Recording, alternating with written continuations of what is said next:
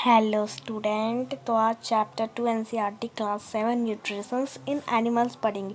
Chapter 1 में nutritions in plant पढ़े थे। Let's start. डाइजेशन क्या होता है? The breakdown of complex component of food into simpler substance is called digestion. Digestion उसे कहते हैं जब कॉम्प्लेक्स कंपोनेंट को जो सिंपल का सब्सटेंस में तोड़ते हैं उसे डाइजेशन कहते हैं। अब इधर से पढ़ते हैं।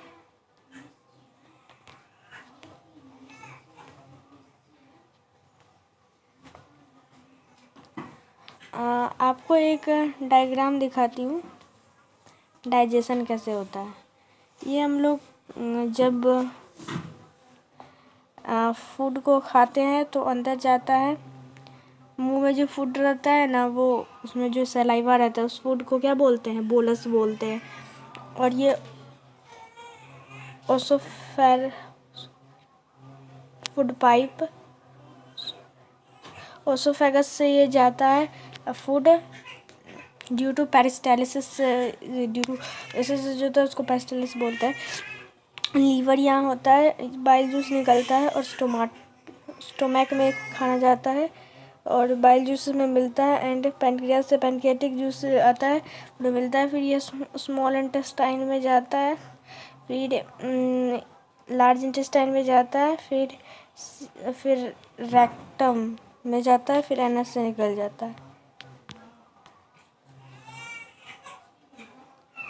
The inner wall of the stomata and the small intestine are the various glands situated with the canals such as salivary gland and liver and the pancreas secrete digestion juice। इसमें क्या बोल रहा है? जो inner wall of stomach and intestine में जो है ना, बहुत सारे ग्लैंड्स प्रेजेंट होते हैं। Example salivary gland, liver and pancreas, ये सेक्रेट करते हैं जूस। ये क्या करते हैं? दिस डाइजेस्टिव जूस क्या करते हैं? कन्वर्ट कॉम्प्लेक्स सब्सटेंस से सिंपलर सब्सटेंस में तोड़ देते हैं।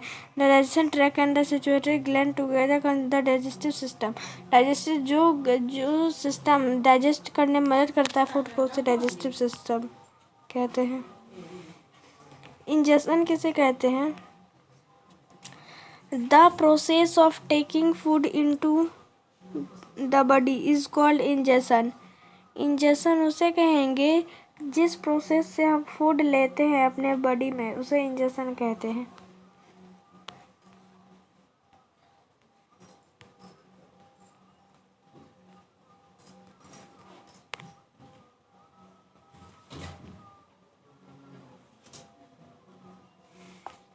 ये फूड है। फूड जो जाता है इस टाइप से जान जाता है, तो ये मसल्स थोड़ा फूल जाता है। फिर उसके बाद फिर सिकुड़ जाता है, तो उसे पेरिस्टालिसिस कहते हैं। ये ओसोफेगस से जाता है एंड स्टोमैक में जाता है। स्टोमैक में गैस्ट्रिक जूस में मिलता है HCl सब।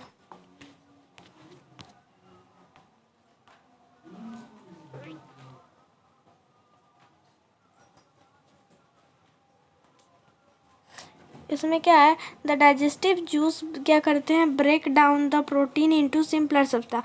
डाइजेस्टिव जूस जो है प्रोटीन को सिंपलर सब्सटेंस में तोड़ते हैं। आपको पता होगा liver is the reddish brown gland situated in the upper part of the abdomen on the right side. Liver जो होता है रेडिश ब्राउन कलर का होता है। ये ग्लैंड है अपर part of the abdomen, right side में पाए जाते हैं, अपर पार्ट ऑफ द बॉडी। एक एग्जांपल लेते हैं। एग्जांपल, ये हमारा बॉडी है। आपने डायफ्राम पढ़ा होगा, शायद नहीं पढ़ा होगा। ये डायफ्राम मसल्स होता है जो कि हम लोग सांस लेते हैं तो ये हेल्प करता है बाहर निकालने में एयर को। तो ये डायफ्राम होता है। डायफ्राम से ऊपर वाले पार्ट को क्या बोलते हैं? ये एक मसल्स है। इसको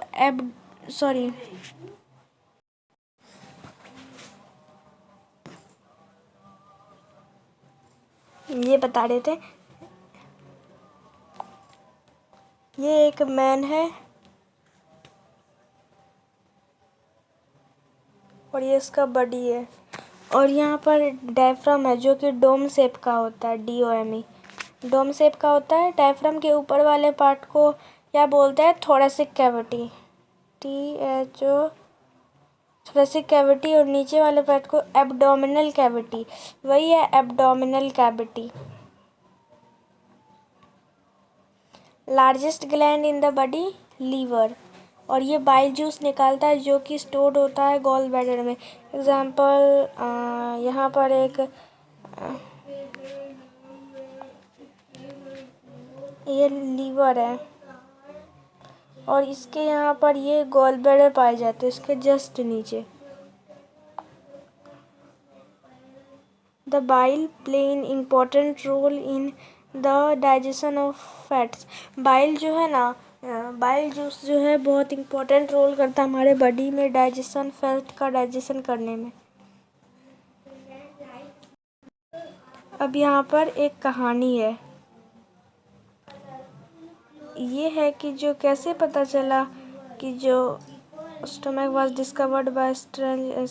देखिए 1822 में क्या हुआ, एलेक्सिस ST मार्टिन एक आदमी था, उसको जहाँ यहाँ पर इसको गन लग गया, जो स्टोमक होता है। The bullet and serious disease.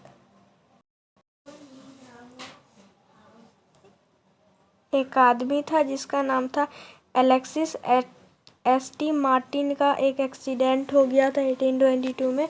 उसने अमेरिकन आर्मी डॉक्टर के पास गया जिसका नाम था विलियम ब्यूमॉन्ट एंड उसे जब गन लगी तो उसका स्टोमक दिख रहा था।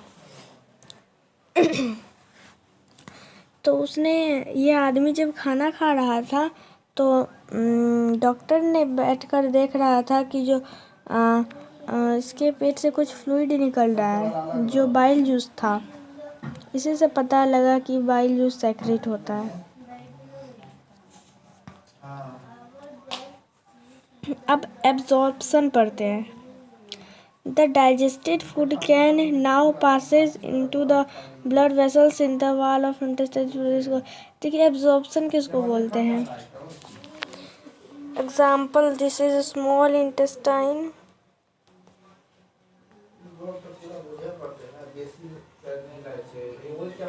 ये स्मॉल इंटेस्टाइन एग्जाम्पल।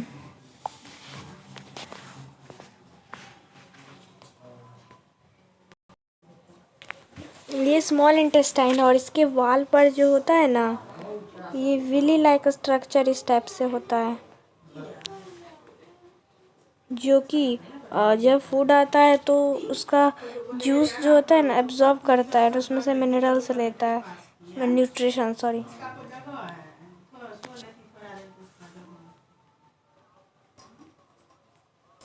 इस टाइप से होता है, दोनों वाल पे प्रेजेंट है। तो वो विलीज होता है, विली होता है, उसको विली बोलते हैं, बट एक विली को विलस बोलेंगे। हो गया कंप्लीट। अब एजेशन, एजेशन किसे कहते हैं? The faecal material is removed through the anus from time to time. Faecal material जो होता है ना, जो रिमूव होता है एनस से टाइम टू टाइम, उसी को एजेशन कहते हैं। अब रुमेन है, रुमेन रुमेन जो एनिमल्स सब ग्रास खाते हैं उसके शरीर में रुमेन होता है। अब डायरिया के बारे में पढ़ते हैं। डायरिया किसे कहते हैं? कभी कभी होता है कि जो कभी कभी जो होता है ना वाटरली स्टूल्ड होता है, यानी कि आप समझ गए होंगे, वाटरली स्टूल्ड होता है। इस कंडीशन को डायरिया कहते हैं। एंड हमें तब ORS लेना चाहिए, तभी हमारे बॉडी से डिहाइड्रेशन हो जाता है, यानी कि बहुत excessive loss of water and मतलब वाटर हो जाता है, तब हमें ORS लेना चाहिए। ORS का फुल फॉर्म होता है ओरल डिहाइड्रेशन सॉल्यूशन। अब रुमेन, देखिए, जो एनिमल्स एग्जाम्पल काऊ, काऊ सबको देखते होंगे। जो काऊ जब खाता है खाना तो वो चबाता नहीं है, खाते रहता है। बाद में वो जो है ना चबाता है खाना को। तो ये जिस एनिमल्स के शरीर में रुमेन पार्ट रहेगा, ये स्टोमक का पार्ट है, तो वो ही ऐसा कर सकता है, जो ऐसे ही खा गया फिर बाद में उसको फिर चबाएगा। तो देखिए क्या करता है, जो खाना खा लेता है, फिर यहाँ फिर खाना अनडाइजेस्टेड यानी कि पार्टिसली डाइजेस्टेड रहता है ना वो फूड, इसको कड बोलेंगे। CURD नहीं, CUD। ये कड फिर क्या करता है, ये कड फिर वापस इसके माउथ में आता है। ये कड फिर से इसके माउथ में आता है, तो इसे ये चबाता है। तो जिस प्रोसेस से ये खाता है, मतलब ऐसे ऐसे खा गया, फिर वो कड होता है, वो कड फिर इसके मुंह में आया, फिर इसको चबाते रहा। इस प्रोसेस को रूमिनेशन बोलते हैं।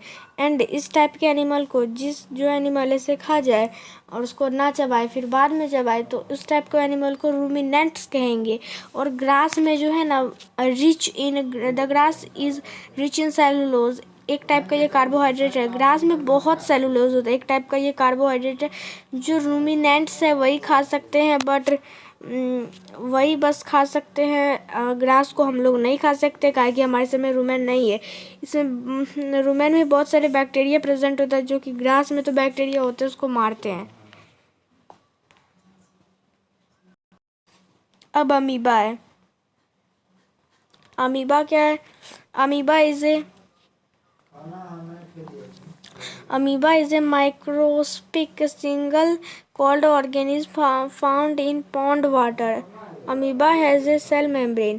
अमीबा के पास सेल मेम्ब्रेन होता है। ये एक पानी सब में रहता है, इसको हम लोग देख नहीं सकते, माइक्रोस्कोप से देखते हैं।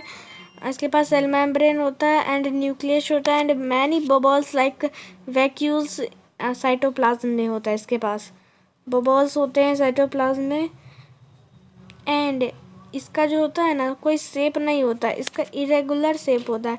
इसके पास फॉल्स एग्जाम्पल एक जैसे ये अमीबा है,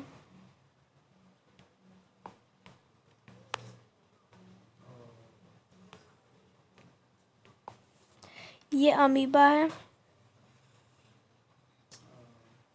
ये पॉन्ड में है, ठीक, ये पानी है इसके आसपास। एंड अगर इसके पास इसका भोजन आ जाता है, जब इसके पास जब फूड आ जाता है, तो ये अपना शेप बदल के क्या करेगा, ऐसा शेप था तो ये ऐसा कर लेगा, ऐसा इस टाइप से कर लेगा। और ये अपना एक माउथ बना लेगा जिससे ही खाएगा। इसका ये फॉल्स फीड होता है। फॉल्स माउथ जो होता है इसी को पैसुडोपोडिया बोलते हैं। यहाँ होगा है। पैसुडोपोडिया क्या होता है? पैसुडोपोडिया होता है जो इसका तो रेगुलर शेप होता है, और ये होता है पैसुडोपोडिया। ये क्या करा, ये ऐसे ही कोई भी शेप है, जब इसके पास फूड आया तो क्या करा, इसको ऐसे जैसे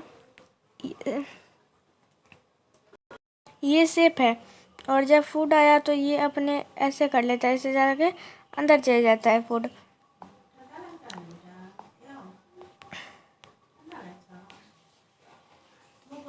इसके फॉल्स फीड को क्या बोलते हैं? इसके फॉल्स फीड को पैसोडोपोडिया बोलते हैं। फूड वैक्यूल्स किसे कहते हैं? The food becomes trapped in food vacuoles. Food vacuoles में इसका फूड डाइजेस्ट होता है। अब चैप्टर ख़त्म हो गया। Okay bye.